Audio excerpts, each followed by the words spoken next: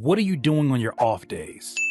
Your off days from work, your off days from school, your off days maybe even from family. What are you doing with those days aside from making music? There is a necessity to make the most out of our off days. From my vague remembering of when I worked at Quiznos, I vividly remember how aggressive I was about my off days and how I didn't want to waste not even a second. Figuratively speaking, I tried to eat an entire elephant in one sitting. There is so much more to making beats, making music, than just making beats and making music. A part of what's more is leaving time for discovery, leaving time for you to figure out things that you otherwise would not have the patience to figure out if you felt that you were pressed for time and you have a very small window to cook up in. On these days that you have to cook up beats, I know you want to cook up beats. I know you're hungry to cook up beats. I know you've been waiting and looking forward to it. And the last thing you want to do is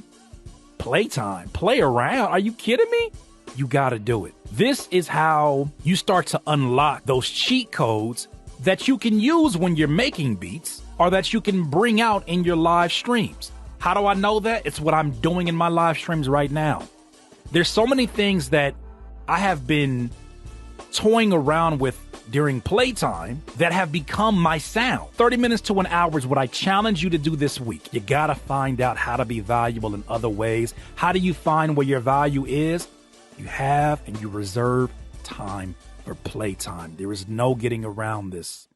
The Curtis King Podcast, a podcast for music producers, thinkers, and creatives alike.